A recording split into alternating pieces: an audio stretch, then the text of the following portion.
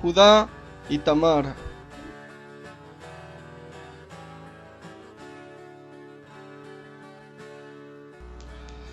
La historia de José y sus hermanos es una historia triste, donde se resalta el problema de la envidia por preferir a un hermano más que a los demás. Esto conlleva a un acto totalmente horrible, que los hermanos de José lo vendan a él a Egipto, a un grupo de ismaelitas que pasaban por el camino.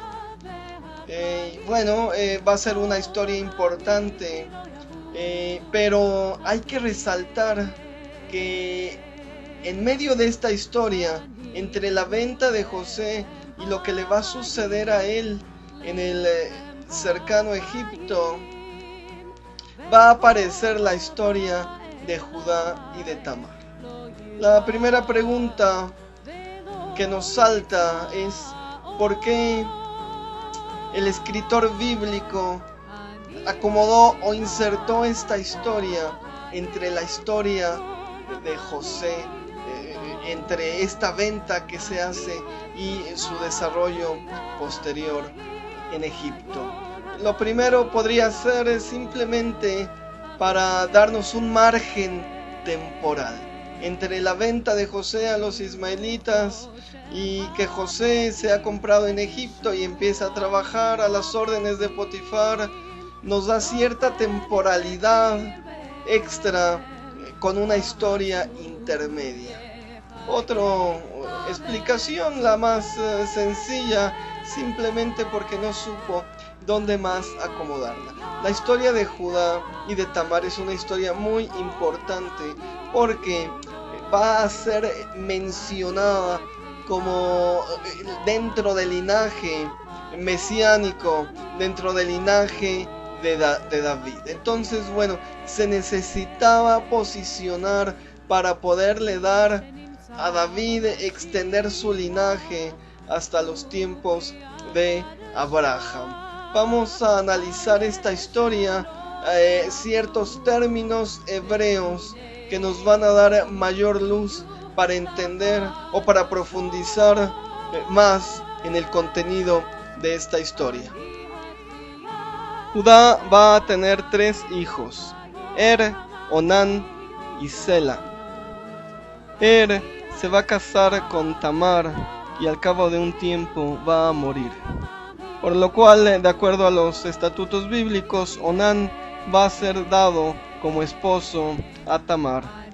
Pero Onán muere también y Judá no da a Sela como esposo para Tamar, muy probablemente por el temor de que también pereciera como los demás hijos. Por lo cual Tamar va a idear un plan para quedar encinta. La escritura nos dice que se va a cubrir con un velo y se va a disfrazar de prostituta. Lo que Tamar pone sobre su rostro es un tzaif, que vamos a traducir como velo. No obstante, hay muchos términos hebreos para describir un velo. Parojet, por ejemplo, se refiere al velo del santuario que dividía el lugar santo del lugar santísimo, donde se guardaba el arca de Dios. Masbe es el velo que va a poner Moisés sobre su rostro para que el pueblo de Israel no se asuste, porque su rostro resplandecía después de haber estado en la presencia de Dios. Quisé es otro término que se utiliza en hebreo para velo, es más bien como una cobertura, como para cubrir el rostro. De modo que el término tzaif es común, se utiliza como velo, pero nos puede dar una connotación distinta si profundizamos más en la historia. La escritura nos dice que cuando la ve Judá, piensa que es una prostituta.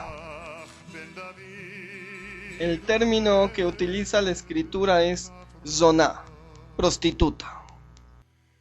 Después de consumar el acto sexual, y sabemos que lo consuman porque Tamar va a quedar encinta de Judá, Judá va a quedar muy formalmente de pagarle por sus servicios. Al preguntar Judá por ella, no va a referirse como una prostituta, como una zoná. Va a referirse con un término que aparece 3 veces dentro de la misma historia, que lo vamos a encontrar también en la escritura, en otras historias. Es el término Kadeshá. Vamos a analizarlo. El término Kadeshá viene de la raíz hebrea Kadosh, santo, de modo que sería una traducción acertada decir santa. Y bueno, hay una gran diferencia fonética entre zoná y Kadeshá, y una gran diferencia lingüística también. Una cosa es una prostituta, una zoná, y otra cosa es una Kadeshá. ¿Qué es exactamente una Kadeshá? El término va a aparecer repetidas veces en la Biblia. Se va a traducir en español como sodomismo. En la historia de Reyes nos va a aparecer que un tal rey quita de la tierra a todos los sodomitas. Usa el mismo término, kedoshim, a los sodomitas. ¿A qué se está refiriendo la escritura con Kadeshá, con kedoshim? ¿Y qué es exactamente de lo que se disfraza Tamar? ¿Y qué es exactamente lo que hace Judá con ella?